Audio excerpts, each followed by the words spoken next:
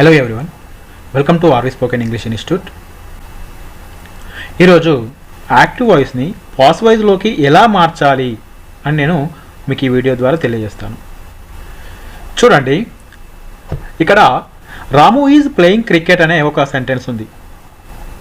రాము cricket ఆడుతున్నాడు. Ramu is playing cricket. Ramu cricket ఆడుతున్నాడు. ఇక్కడ సబ్జెక్ట్ ఏది? రాము. అంటే ఇక్కడ మనం సబ్జెక్ట్కి ఎక్కువ విలువనిస్తున్నాము. రాము ఈజ్ ప్లేయింగ్ క్రికెట్. ఇది cricket is being played by Ramu. Cricket రాముని చేత ఆడబడుతుంది. ఇక్కడ ఎవరికి విలువ ఉంది? క్రికెట్కి ఎక్కువ విలువ ఉంది.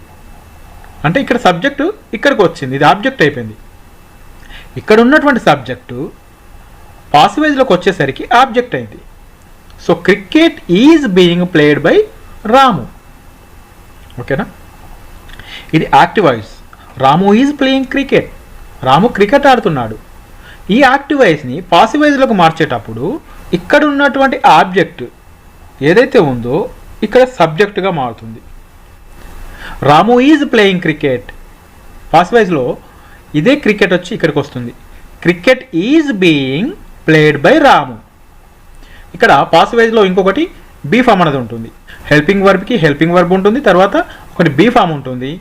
దాని తర్వాత వర్బ్ 3. ఏ పాసివ్ వాయిస్లో అయినా వర్బ్ 3ఏ ఉంటుంది. వర్బ్ యొక్క మూడవ రూపం ఉంటుంది. తర్వాత బై అనే ప్రిపోజిషన్ వచ్చి దాని తర్వాత సబ్జెక్ట్ వస్తుంది. ఓకే, ఏ పాసివ్ వాయిస్కైనా ఉండేటువంటి రూల్స్ ఇవి. చూడండి, యాక్టివ్ వాయిస్కి అయితేనేమో సబ్జెక్ట్ ఉంటుంది, హెల్పింగ్ వర్బ్ ఉంటుంది, తర్వాత మెయిన్ వర్బ్ ఉంటుంది, దాని తర్వాత మళ్ళీ ఆబ్జెక్ట్ ఉంటుంది. ప్రతి యాక్టివ్ వాయిస్కి చూడండి, ఇక్కడ ఒకటి యాక్టివ్ వాయిస్ ఉంది కదా. రాము ఈజ్ ప్లేయింగ్ క్రికెట్. రాము అనేది సబ్జెక్టు ప్లస్ ఇక్కడ ఏమన్నారు? హెల్పింగ్ వర్బ్ అన్నారు. హెల్పింగ్ వర్బ్ ఏంది? ఇక్కడ ఈజ్ అనేది హెల్పింగ్ వర్బ్. ఓకే, తర్వాత మెయిన్ వర్బ్. మెయిన్ వర్బ్ ఏది? ప్లేయింగ్ అనేది మెయిన్ వర్బ్. ఏ టెన్స్లో ఉందని తర్వాత విషయం, కానీ వర్బ్ అనేది ఇది, ప్లే అనేది మెయిన్ వర్బ్. ఓకేనా? సో ఇది ప్రెజెంట్ కంటిన్యూస్లో ఉంది కాబట్టి ఇక్కడ మనకు ఇది ప్లేయింగ్ అని వచ్చింది. సో మనకి ఇది మెయిన్ వర్బ్. తర్వాత క్రికెట్. ఈ క్రికెట్ అనేది ఆబ్జెక్ట్. ఓకేనా? అర్థమవుతుంది కదా? చూడండి, మళ్ళీ చెప్తాను. Subject plus helping verb plus main verb plus object. ఇది యాక్టివ్ వాయిస్కి ఉన్నటువంటి స్ట్రక్చర్. చూడండి, రాము ఇది సబ్జెక్టు, హెల్పింగ్ వర్బ్ ఏది? Is, main verb playing, cricket అనేది ఆబ్జెక్ట్. పాసివ్ వాయిస్లోకి వచ్చేసరికి ఇక్కడ ఉన్నటువంటి సబ్జెక్టు ఆబ్జెక్ట్ అవుతుంది. చూడండి, ఈ సబ్జెక్టు ఆబ్జెక్ట్ అవుతుంది. ఏదైతే యాక్టివ్ వాయిస్లో ఆబ్జెక్ట్ ఉందో ఈ క్రికెట్ అనేది సబ్జెక్ట్గా ఇక్కడికి మార్పు చెందుతుంది. So cricket is being played by Ramu. తర్వాత ప్లేడ్, వర్బ్ 3. చూడండి, ఇక్కడ ప్లే అనేది verb, main verb. Play, played, played, play, played, played. V1 V2 ఇది V3. సో మనం ఎప్పుడైనా కానీ పాసివ్ వాయిస్లో V3A మాత్రమే వస్తుంది. ఇది బండ గుర్తు. ఈ రూల్ ఇక చేంజ్ అవ్వదు. ఓకేనా? పాసివ్ వాయిస్ అంటే అక్కడ V3A ఉంటుంది. ఓకే, చూడండి, మనకి ఇంకా కొన్ని రూల్స్ ఉంటాయి. టెన్సెస్లో 12 టెన్సులు ఉంటాయి. ఈ 12 టెన్సుల్లో మనం కేవలం ఒక 8 టెన్సులు మాత్రమే మార్చుకోవడానికి వీలుంటుంది. చూడండి, simple present, simple past, simple future, present continuous, past continuous, present perfect, past perfect, future perfect. దీంట్లో లేని ఏంటి? ప్రజెంట్ కంటిన్యూస్ ఉంది, పాస్ట్ కంటిన్యూస్ ఉంది. అంటే ఫ్యూచర్ కంటిన్యూస్ లేదు దీంట్లో. ఫ్యూచర్ కంటిన్యూస్ ఫాస్ట్ వైజ్గా మార్పు చెందడానికి వీలుండదు. తర్వాత కంటిన్యూస్ పర్ఫెక్ట్ ఏదైనా కానీ, ప్రజెంట్ పర్ఫెక్ట్ కంటిన్యూస్ కానీ, పాస్ట్ పర్ఫెక్ట్ కంటిన్యూస్ కానీ, ఫ్యూచర్ పర్ఫెక్ట్ కంటిన్యూస్ కానీ, ఈ 3 కూడా ఉండవు. ఈ 8 టెన్సెస్ మాత్రమే మనం పాసివ్ వాయిస్లోకి చేంజ్ చేయొచ్చు. చూడండి, ఈ ఒక్కొక్క టెన్స్కి యాక్టివ్ వాయిస్లో హెల్పింగ్ వర్బ్స్ ఏ రకంగా ఉంటాయి, అదే హెల్పింగ్ వర్బ్స్ పాసివ్ వాయిస్లోకి మార్పు చెందిన తర్వాత ఉంటాయి అనేది నేను చూపిస్తాను. చూడండి, పాసివ్ వాయిస్లో మీకు అర్థం కావాలంటే మీకు ప్రతి టెన్స్ మీద అవగాహన ఉండాలి. ఏదైతే సెంటెన్స్ ఉందో ఆ సెంటెన్స్ చూస్తే ఇది ఏ టెన్సో మీకు తెలిసి ఉండాలి. ఫస్ట్ మీరు టెన్సెస్ పైన అవేర్నెస్ పెంచుకోండి. మన ప్రీవియస్ వీడియోస్లో కూడా టెన్సెస్ ఉన్నాయి. ఒకసారి వెనక్కి వెళ్ళి ఆ టెన్సెస్ ఒకసారి చూడండి, మీకు క్లియర్గా అర్థమవుతుంది. దాని తర్వాత ఏ సెంటెన్స్ ఏ టెన్స్ అనేది మీరు అర్థం చేసుకున్న తర్వాత మీకు ఇది ఈజీగా ఉంటుంది. ఓకే ఓకే చూడండి, సింపుల్ ప్రెజెంట్. సింపుల్ ప్రెజెంట్లో మనకి ఏముంటాయి? Helping verbs do, does plus V1 ఉంటుంది, సబ్జెక్ట్ ఉంటుంది, డూ లేదా డస్ ఉంటుంది, ప్లస్ తర్వాత V1 ఉంటుంది, తర్వాత ఆబ్జెక్ట్ ఉంటుంది. ఓకే, నేను అవన్నీ రాయలేదు, కేవలం ఇక్కడ హెల్పింగ్ వర్బ్స్ ఏమొస్తాయి, తర్వాత మెయిన్ వర్బ్స్ ఏముంటుంది అనేది మాత్రమే నేను ఇక్కడ రాశాను. ఓకే చూడండి, సింపుల్ ప్రెజెంట్లో డూ, డస్ ప్లస్ V1 అంటే V1 మెయిన్ వర్బ్ V1 వాడతాం. ఇది పాసివేజ్లోకి వచ్చేసరికి యామ్, ఈజ్, ఆర్ ప్లస్ V3గా మారుతుంది సింపుల్ ప్రెజెంట్. తర్వాత simple past did plus V2 verb వచ్చి V2 ఉంటుంది. పాసివైజ్లోకి వచ్చేసరికి ఆ helping verb was and war plus V3. Simple ఫ్యూచర్లో అయితే విల్, షెల్ ప్లస్ V1 ఉంటుంది. సింపుల్ ఫ్యూచర్లో విల్, షెల్ ప్లస్ V1. పాసివైజ్లోకి వచ్చేసరికి విల్ బీ అవుతుంది, షెల్ బీ అవుతుంది, ప్లస్ V3 అవుతుంది. అంటే మనము విల్ అయినా షెల్ అయినా మనము సింపుల్ ఫ్యూచర్లో సబ్జెక్టును బట్టి విల్ వాడాలా షెల్ వాడాలా అని తెలుస్తుంది. దానికి మళ్ళీ V1 మెయిన్ వర్బ్లో V1 ఉంటుంది, మొదటి రూపం, వర్బ్ యొక్క మొదటి రూపం వాడాలి. దాని తర్వాత విల్ బీ లేదా షెల్ బీ ప్లస్ V3. సబ్జెక్టును బట్టి విల్ బీ వాడాలా లేదా షెల్ బీ వాడాలా అని మనకు తెలుస్తుంది. తర్వాత V3. తర్వాత ప్రజెంట్ కంటిన్యూస్. ప్రజెంట్ కంటిన్యూస్లో హెల్పింగ్ వర్బ్స్ ఏముంటాయి? Am, is, are plus V4. V4 అంటే ING ఫామ్. అవే హెల్పింగ్ వర్బ్స్ పాసివైజ్లోకి వచ్చేసరికి am, is, are plus being. Okay, plus being plus V3. వీటికి అన్నింటి ఇది వాడుతూ ఈ హెల్పింగ్ వర్బ్ సబ్జెక్టుకు అనుకూలంగా ఏదైతే సబ్జెక్ట్ ఉంటుందో దానికి అనుకూలంగా ఈ హెల్పింగ్ వర్బ్ వస్తుంది. దాని తర్వాత బీయింగ్ అనేది బీ ఫామ్ వస్తుంది, బీయింగ్ అని బీ ఫామ్ వస్తుంది. దాని తర్వాత V3. ఓకే, తర్వాత పాస్ట్ కంటిన్యూస్. పాస్ట్ కంటిన్యూస్లో వాజ్ లేదా వర్. యాక్టివైజ్లో హెల్పింగ్ వర్బ్స్ ఇవి వాజ్ కానీ వర్ కానీ. తర్వాత V4 ING ఫామ్. ఇదే పాసివైజ్లోకి వచ్చేసరికి వాజ్ లేదా war plus being plus V3 verb 3. Okay, అర్థమవుతుంది కదా? ఇక్కడ కంటిన్యూస్, ఏ కంటిన్యూస్కైనా V4 ఉంటుంది. V4 అంటే ING ఫామ్. పాస్ట్ కంటిన్యూస్ అయితేనేమో వాజ్ వర్ హెల్పింగ్ వర్బ్ ఉంటుంది, ING ఫామ్ ఉంటుంది. ప్రెజెంట్ కంటిన్యూస్ అయితే యామ్, ఈజ్, ఆర్ అనే హెల్పింగ్ వర్బ్ ఉంటాయి, దాంతో పాటుగా V4 ING ఫామ్ ఉంటుంది.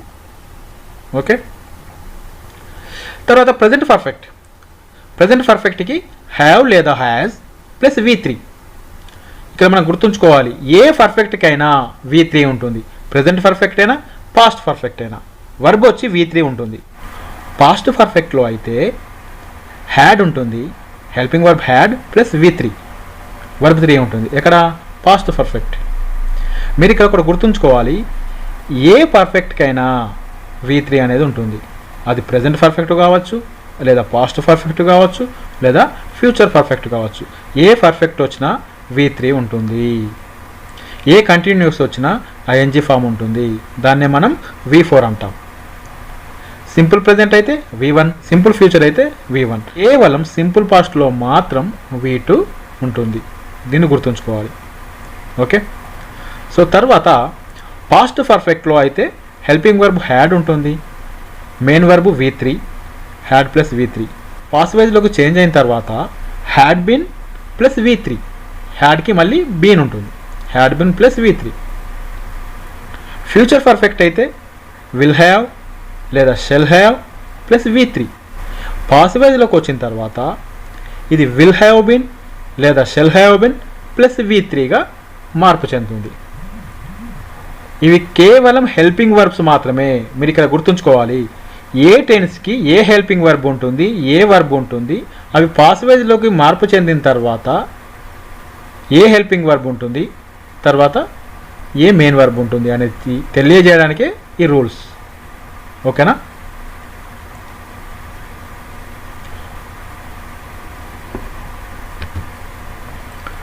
చూడండి, ఇవి బీ ఫామ్స్. ఏ టెన్స్లో ఏ బీ ఫామ్స్ ఉంటాయి అనేది మీరు ఇక్కడ తెలుసుకోండి. చూడండి, ప్రజెంట్ సింపుల్లో ఈ హెల్పింగ్ వర్బ్స్ ఏవైతే ఉన్నాయో అవే ఇక్కడ మనకు బీ ఫామ్స్ అవుతాయి. Am, is, are. పాస్ట్ సింపుల్లో అయితే వాజ్, వర్. ఫ్యూచర్ సింపుల్కి అయితే బీ అనేది యూజ్ చేస్తాం. Present continuous and past continuous అయితేనేమో being. Present perfect and past perfect and future పర్ఫెక్ట్కి బీన్ అనే బీ ఫామ్ ఉంటుంది. తర్వాత అన్ని మోడల్ వర్బ్స్కి బీ అనే బీ ఫామ్ని యూజ్ చేస్తాం. మోడల్ వర్బ్స్ అంటే కెన్ కానీ, could, shall, should, will, would, may, might, must, have to, has to, need to, dare to, ఇంకా ఇటువంటి పదాలు ఉంటాయి. వీటన్నింటి మోడల్ వర్బ్స్కి కూడా బీ అనే బీ ఫామ్ ఉంటుంది పాసివైజ్లో. చూడండి, ఇక్కడ కెన్ బి అంటాము, కుడ్ బి అంటాము, shall be, should be, will be, would be, may be, might be, must be, have to be, has to be, need to be, dare to be అంటూ మనం ఇక్కడ use చేస్తాము.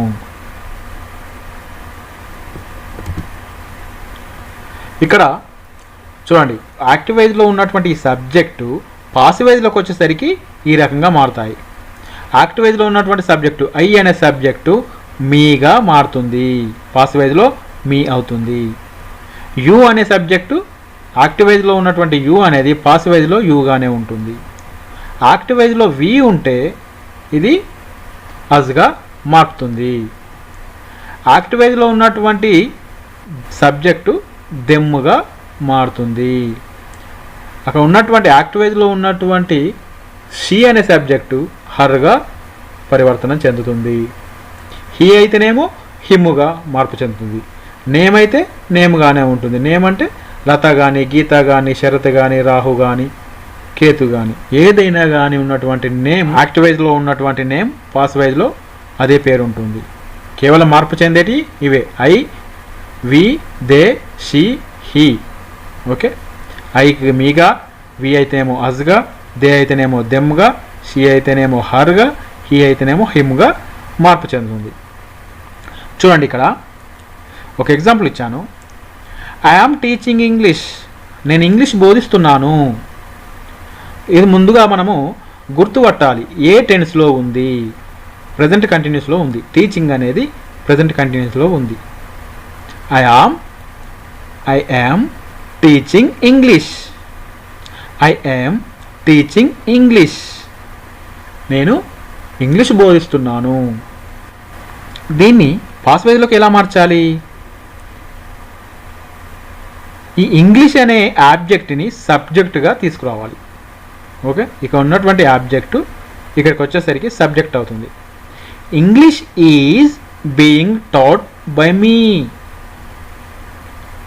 English is ఇక్కడ ఉన్నటువంటి object ఇక్కడ subject అవుతుంది. మనం already ఇంతకుముందు చెప్పుకున్నాం, ప్రెజెంట్ కంటిన్యూస్లో ఉంది కాబట్టి యామ్, ఈజ్, ఆర్ అనేటువంటి హెల్పింగ్ వర్బ్స్ వస్తాయి.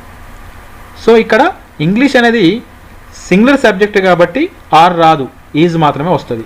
కాబట్టి English is be form, being taught by me. Taught అనేది verb 3, teach, taught, taught. English is being taught by me. English నా చేత బోధింపబడుతుంది. సో ఐఎమ్ టీచింగ్ ఇంగ్లీష్ అంటే ఇక్కడ ఉన్నటువంటి ఇంగ్లీష్ ఇక్కడ సబ్జెక్ట్ అవుతుంది.